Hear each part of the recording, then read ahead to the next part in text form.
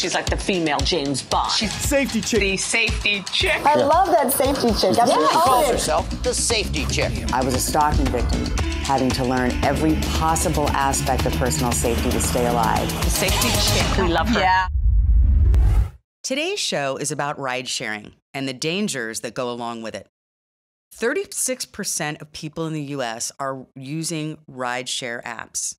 Uber has 95 million monthly users in the U.S., and Lyft has 32 million users. 37% of 16 to 24-year-olds actively use ride sharing in the United States. But just how safe are these ride sharing services, and what should you know before you hop into their car? My guest today is here to share invaluable insight to these services and has worked tirelessly to make ride sharing safer for all users. Seymour Josephson is the father of Samantha Josephson, the University of South Carolina student who was brutally murdered by a man who was pretending to be a rideshare driver. Samantha mistakenly got into the car thinking he was her Uber driver, a common mistake made by hundreds of rideshare users every day. I always say this podcast is about ordinary people doing extraordinary things out of great tragedy. And Seymour embodies all of that and more. Seymour, thank you so much for being here today. And before we get started on all this, just tell me about Samantha. So Samantha was a very bright, energetic, loving, funny young lady. And I say this all the time. The best way to describe Samantha was at her vigil up in Robbinsville, New Jersey, our hometown. I would say about 8 of her friends got up to speak, and some of her other friends couldn't even get up to speak. But 8 of those friends that got up to speak, each one of them said that Samantha was her best friend. So to me, you're lucky to have one good friend through your life. And there you have 8 of them and a couple more that didn't even get up. And each one of them felt the love and the friendship that she was able to give them. And what year was she at USC? She was to graduate that May. What was she majoring in? Political science. Ah. So she had a full scholarship to go to Drexel Law School in Philadelphia. And that's what she was going to go do. Did she want to be a lawyer? Yes. Yep. She wanted to be a lawyer since she was a freshman. What type of lawyer did she want to be? She talked about helping others, being international, to just wanted to be there for others and just make a name for herself and just helping. So I don't know if there's really, truly at that point, she knew what she wanted to do exactly. So take us back to that horrible night. And when we talked earlier, I told you, I remember that day vividly because unfortunately March 29th, 2019 is also my birthday. And I remember hearing that she was, what happened. And I just, because of what I do and who I am, it just struck me that, on my birthday that, the just horrific, and honestly, I can't tell you the number of times that I too have, just opened up an Uber door and thinking it was mine with not checking the license. And they're like, John? I'm like, no, it's got, so, this isn't, some people might say, oh, you weren't paying attention, whatever. But the bottom line is, it is not unusual to be in a waiting area for rideshare where a car pulls up and it's the car that you think it is, and you open the door. So take us back to that night, leading up to it, kind of what you learned, and then the events after. Leading up to it was that Samantha had called me that evening to use my credit card for her Uber. because hers somehow, some way never worked. So she always used mine. I love that. That's very smart. So she did that. And then the next day, my wife got a call when she was at school from, I believe from Greg, her boyfriend, and saying that Samantha was missing. She then called me, and I'm like, get home now. We're going down. We're going immediately. And I don't know what it was that made me say, get home now. And we're packing a bag and either flying down or driving down. And so she came home, and at the meantime, I was on the phone with her roommates that were reporting her missing. Then trying to track her on Uber of where she was, and that she never got into the car. And it was really about trying to locate her and going through the Uber app, which was totally mind-numbing and couldn't get through. We were talking to the police. And Marcy got home, and we literally just we threw stuff in a bag. I don't even know what we threw in a bag. And started driving down, and I was still on the phone with the police for the first hour and a half of the drive with the Columbia Police Department.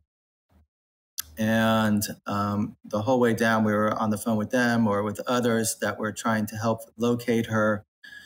I had a cousin that knew somebody in the South Carolina government, and they were doing the searches, and then somebody else in Homeland Security was doing the search. So we had so many people looking and trying to find her. And then at the same time, driving down 11 hours, about 10 hours to 11 hours, just flying down there and speaking to the Columbia Police Department. And then when we got there, they pulled us into a side room, and I knew right away. Well, I knew actually probably several hours before that this was not good from the conversation that I had with the police department. You know, you start putting things together. I had a really bad feeling, and I mumbled to myself, this is not good. We knew that something was up right there, and that's when they told us, and we had spoken to Greg and some of her roommates saying that we're going straight to the police department. Why don't you meet us there? When they told us one of the hardest things that I've ever had to do, excuse me, No. her older sister, Sydney, who was back in Robbinsville, watchdog, and she had some aunts over and some cousins, and she was with some of our friends. And that was the hardest call that I ever had to make. Oh my God. Yeah, it's there. You know, there are no words for any of this, and you know, sorry, or the, you know, it's insane. It just doesn't make any sense. And so then I had to tell the kids that, you know, her roommates and her boyfriend, they were being questioned. So we had a call. We called Greg's parents. We called the other kids' friends' parents to get down here. And breaking the news to them was extremely tough, but not as hard as telling Sydney. Yeah. On the phone, or through the phone. Yeah. So, at what point how did the police find out exactly what had happened? Well, when they found her, how did they piece it back together and know? So, well, they had, so they got a call from the police department where located about 60, 70 miles away from the campus. And they had put out Ebola, they had put out a missing person to all of South Carolina. And so when with the description, pictures of her and different clothes that she was wearing. So when the turkey hunters found her, located her, when they called the police, and the police then called and said, "I think we have the missing person that you're looking for." And that's when they went down to or out to the country to locate her and find her.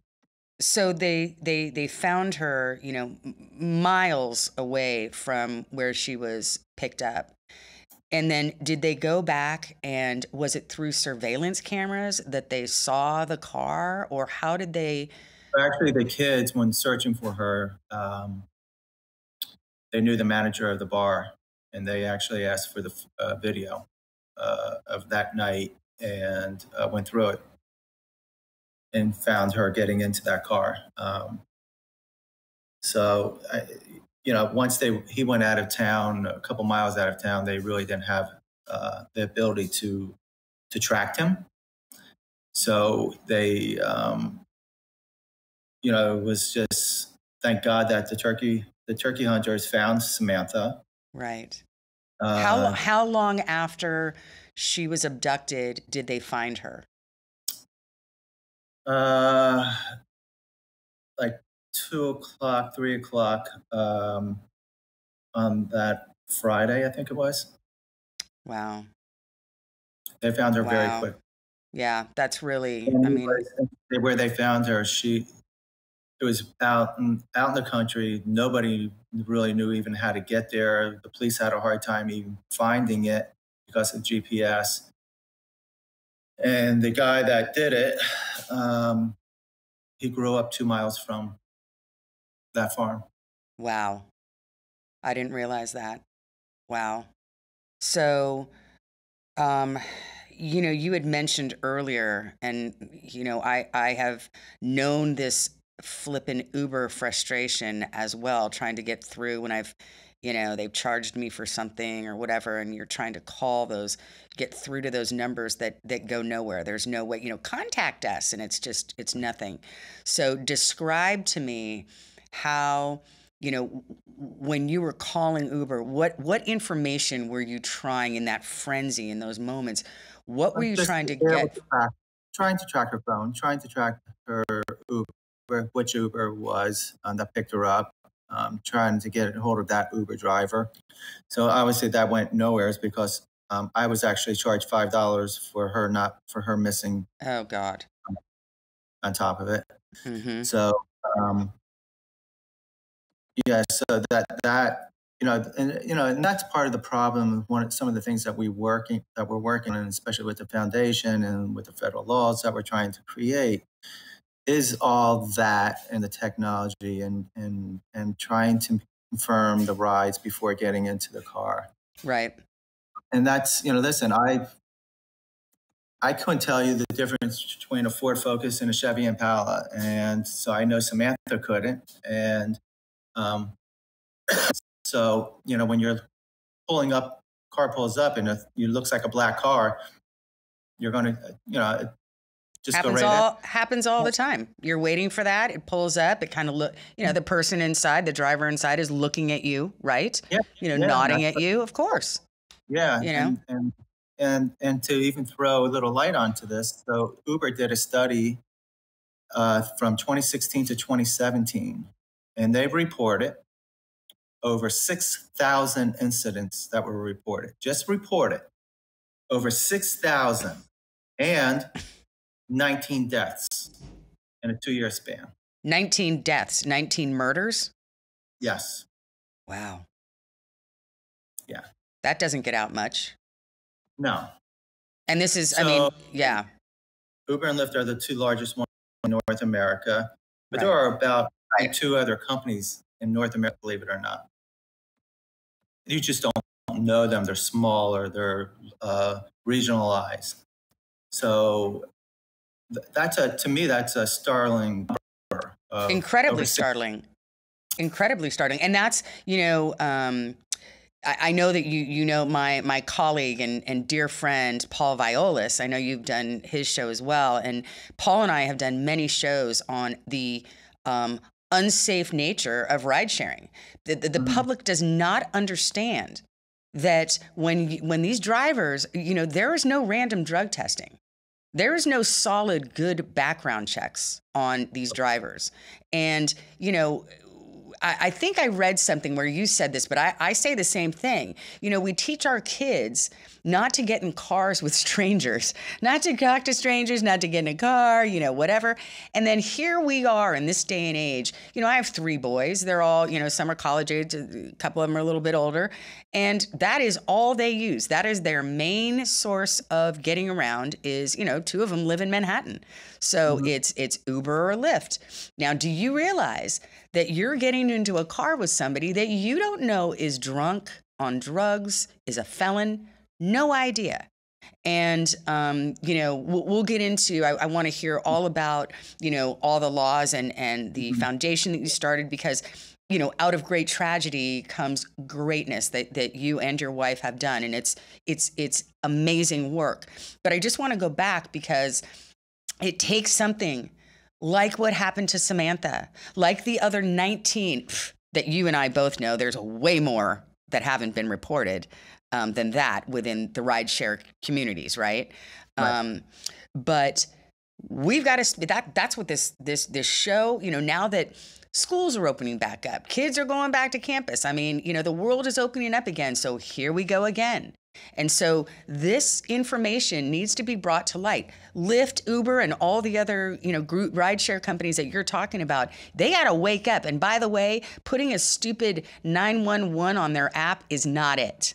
Because if I can go in and call 911 on Uber, in the Uber app, why aren't I just calling 911 on my phone? That's a Band-Aid on a solution that needs to be corrected by getting strict, just like a taxi driver. I mean, if you're a taxi cab driver and you own a medallion, your drivers have to get random drug tested. They do thorough backgrounds on those guys. What is the difference between why is Uber and Lyft and other rideshare companies not having to have their drivers to the same standards as a taxi driver? I don't understand that. So they always say, well, they're 1099, right? They're not employees of the company. And how much money are those drivers making that company? It's making the company, correct. It's a completely different story, and that's something completely different because you're talking about the medallions and the taxi drivers in the cities. And yeah, I mean, their prices have dropped and worthless now to a degree because of the Ubers and the Lyfts.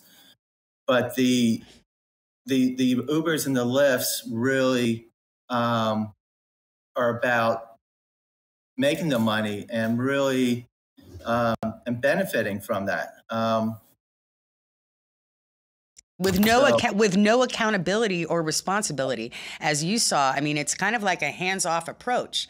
Like you just said, oh, they're 1099, employees. They're not really working for, and this is all on their watch. So let's talk about, again, my background was I was a stalking victim and kidnapped. And, I was a victim, and there were no laws on the books that made stalking a felony or, any of that. So after I was kidnapped, I was contacted by a state senator that was trying to pass the state and nation's first anti-stalking laws and had me go up and testify in front of the state Senate, which I gladly did. And I sunk my teeth into, much like you, through tragedy. It was like so frustrating to me that I thought this is something that I can do to help with this problem. And that's why, I love having you on today, because it's the same vein. You saw a need out of incredible tragedy. You saw this need. So what was the impetus? Mine, I got a call from Ed Royce, right? So what prompted you to get involved in this way? Well, at the Vigil, I made it my mission never to have this happen again, or at least slow it down to a certain degree, the sexual assaults and the murders. When I was up in Robbinsville, I mentioned that, and then in South Carolina, I mentioned it. And then I was lucky enough to get a letter from our local congressman, Chris Smith, and he said that he wanted to help and that he would love to speak to me. So him and his chief of staff came over and sat with us for a couple hours at our house. And I knew right away that both like South Carolina, they were trying to create laws immediately, North Carolina, New Jersey. And I just didn't want a law to be created locally. You know, it's nice to have something called Sammy's Law, and it's nice to have her name associated with that. But I didn't want something that was really fluff, for lack of better words. I wanted something with teeth in it. And like with South Carolina was good, you know, with the signage and those type of things. And New York was working on something in it. But the federal law and what New Jersey did are two totally different things from everybody else, where New Jersey's using QR codes to get to confirm the ride before getting in. And that's using technology. That's technology that's already out there. The federal law is that as well, but it's taking it one step up further from the QR codes. And it's putting a commission together to talk about how the industry is going and do recommendations to the Secretary of Transportation. So I was lucky to have Chris Smith come to my house and really start guiding me, and really didn't know what I was in for. I know. Neither did I. Trust me. They get you, and once they get you, you're everywhere. But it's nice. It's good, but you don't realize the different agendas. Exactly right. I never understand because, you know, being exactly the poster child for the stalking laws and all the different lobbying, all the dog and ponies, I'm like, how do laws even get passed? Republican, Democrat, all the rigmarole. I mean, it's something that, you know, people don't really understand what really goes on to get these types of legislation and laws passed. Yeah, I mean, I can't tell you how many meetings I've had with congressmen and women, and with the Senate. We've probably have had, I would say, 30 to 40 meetings from each of the four corners of the House and the Senate, meeting with them and having their support, from Nancy Pelosi, Speaker Pelosi, to Kevin McCarthy, Mitch McConnell, and Schumer. They all supported this. And it was nice to get that. And it was nice to pass. And last year, we passed the House and Congress that unanimously bipartisan bill. How does the bill read? Yeah, what are the stipulations of the law? It's all broken up into different parts, but it's really there's a couple main parts of it. One is to have a panel of like 15 individuals. And that will compromise the rideshare companies, that industry. And then it would have organizations like my organization, and then representing, and then a couple others. And then it would have federal people that are representing. So it's a whole makeup of different folks for that commission. But the main thing for me, and they would also do a geo study. But the main part for me is that, and we had this with Uber and Lyft, we brought them into the negotiations to do all this. And we all agreed to have the main part of the bill be about technology. And we all agreed that there has to be a confirmation before getting into the car. And that was a big thing between my wife and I, was that we want to have this confirmed before getting into the car, because once you're in the car, it's too late. And like with Samantha, the back door locks were engaged. Right. So, and I'm telling you that meetings and meetings and meetings with Uber and Lyft, because they're the two largest ones, and with their product team, of going back and forth, you know, we finally got their buy-in, and we finally agreed upon what the technology needed to be on the basic level, and then ramp up to whatever other technology they want to. But it would have to go through the commission for approval, and making sure that they hit all the basic standards on there. So where are you on that? Where are they on that technology-wise? How far away are we from having it? We're very far away now. So it passed the House unanimously bipartisan and went to the Senate. It passed the Democrat side unanimously. It then went to the Republican side, and Rand Paul held it up. What was the reason? Well, what was his reason? He would not speak to me. He would not meet with me. He told our congressman and chief of staff that his wife uses an Uber when she gets in, or a rideshare car when she gets into a car into DC, and she's never had any issues, and there doesn't need to be a law. Wow. Meet with me, and I guess he's waiting for something to personally affect him.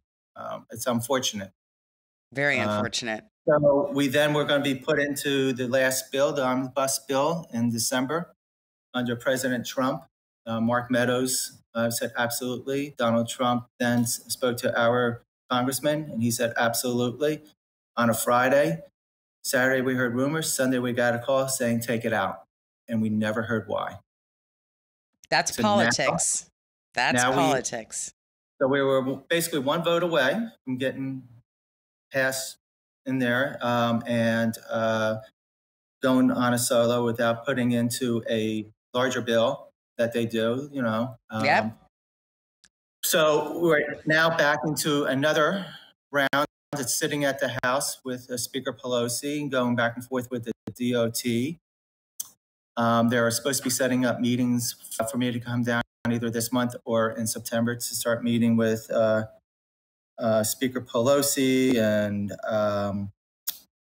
Kevin McCarthy and all the groups with that are involved in it. And then we're trying to also set up meetings with the president and the vice president to get their buy-in.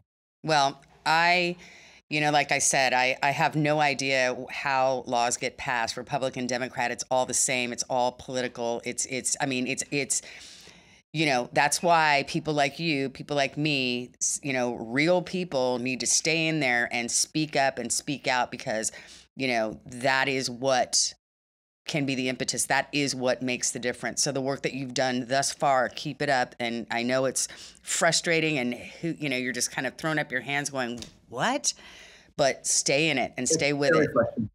Yeah, it's very frustrating, especially when we had letters of support from both Uber and Lyft in the House.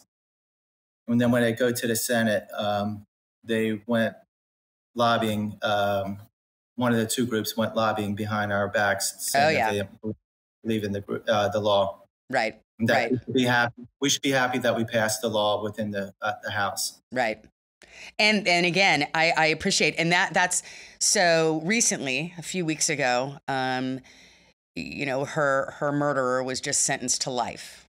That's gotta, I don't know how that makes you feel, but is it a sense of closure? Is it a sense of, finally, obviously it doesn't remedy the pain and the loss.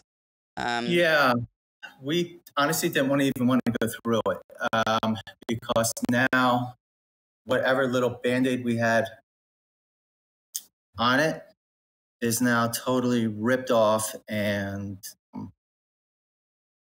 it's probably 10 times worse, because now we know, and we've heard information than we ever wanted to know and hear. So it's, my wife is having an extremely, extremely hard time. Matter of fact, she had to walk out of the room. I can't even imagine. I mean, this is, you always hear it, every parent's worst nightmare. But, the one thing that you got to take is, Samantha, and everybody in this country knows her name. everybody in this country knows what happened. And more importantly, what you're doing, the work that you're doing, you know, keeps her memory and, you know, the good positive that can be taken out of this alive. And save countless others. That's why this law needs to pass. That's why awareness needs to keep being raised, because Samantha will not be the last. No. I mean, this will happen again. So wake up out there, people. You know, Uber, Lyft, they get a free skate. I don't like it. I mean, there needs to be these guidelines in place. You're exactly right with technology. I'm still going back to the background checks. It really bothers me that you can get into a car with someone that you don't know that's been drinking or doing drugs or whatever. That's a problem. Well, yeah, I agree on that. That's one of the things. But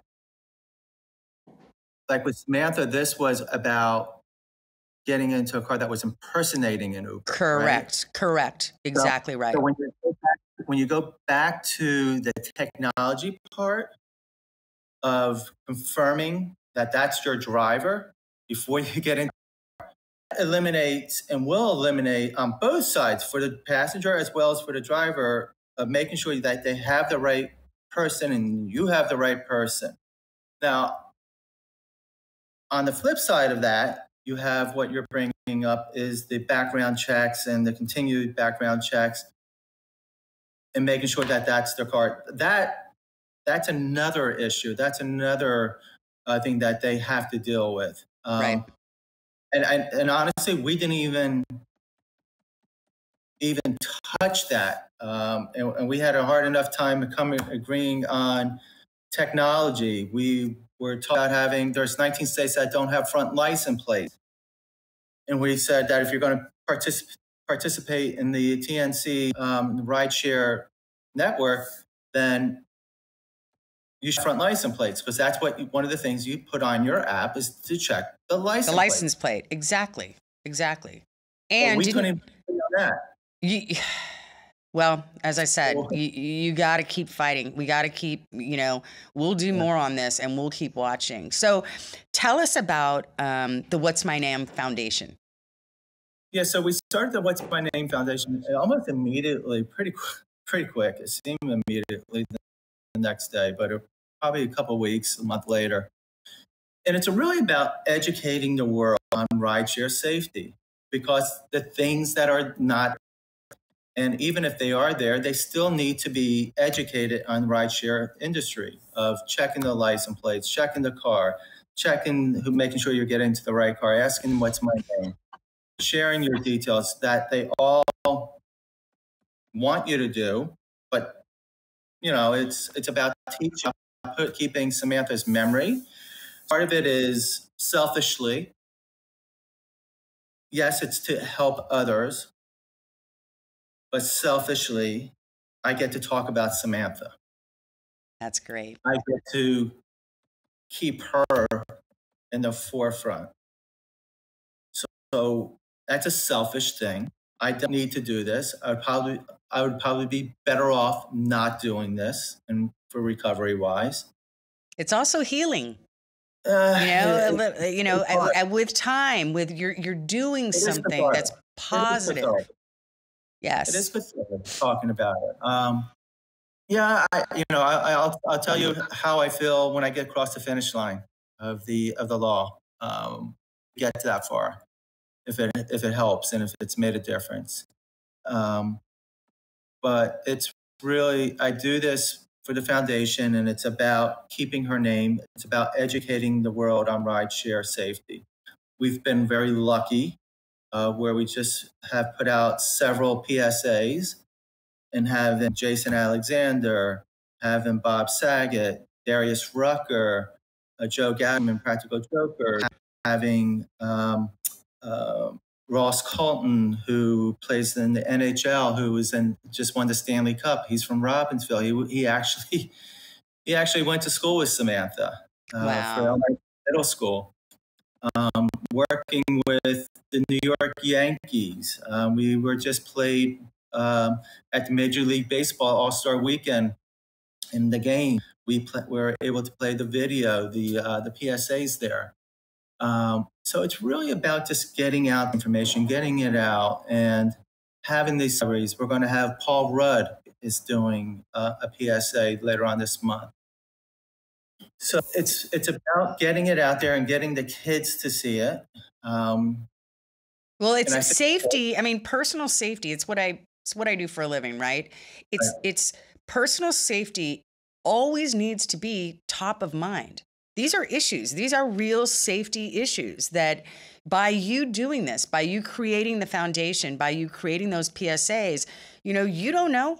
Somebody could be at that baseball game or that you might have just saved because, it triggers. Oh, you know what? You're right. I better, check the license plate. I better double check. I mean, those are the kinds of things. You're doing true invaluable work in Samantha's honor by creating the What's My Name Foundation. So yeah, we just put out signs at Newark International Airport. We were just perfect.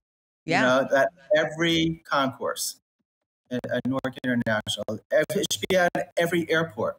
It should be. I mean, absolutely. I'll help you with that. With these podcasts, you go to my website, safetychick.com, and on your episode, I will have your foundation website, how to get a hold of you, and for everybody out there that wants to help with the organization, help get the word out, in their own towns. I think it would be great for them to work with you because, safety in numbers, the more in numbers, I mean, getting the word out is fantastic. I'm a person. So I am so, again, honored that you are here today telling this incredible story. Tragic, no words for it, but at the same time, what has come out of it, truly, your wife, Samantha's legacy will have saved countless number of people taking rideshare. So thank you so much for being here today. Thank you for having me. Before you get into the car, look for the Uber or Lyft sign on the car. Check the license plate number and the make of the vehicle to make sure that is your driver. Ask them before you get into the car who they are picking up. Ask them what your destination is to make sure they have the correct info before you get into the car. Make sure your door is unlocked and do not lock it. If you feel uncomfortable in any way, ask the driver to stop, get out, and call 911 immediately. So, what an incredible story. And again, if you want to be involved, if you want to get involved, if you want to help out with the organization, get the word out about rideshare, go to my website, safetychick.com, check out the episode on rideshare, and, connect. Any questions, DM me at Instagram at thesafetychick.com. Twitter at The Safety Chick, Facebook, Kathleen Gallagher, The Safety Chick, safetychick.com. Reach out. Till next time. She's like the female James Bond. She's Safety Chick. The Safety Chick. I love that Safety Chick. She calls herself the Safety Chick. I was a stalking victim, having to learn every possible aspect of personal safety to stay alive. The Safety Chick. We love her. Yeah.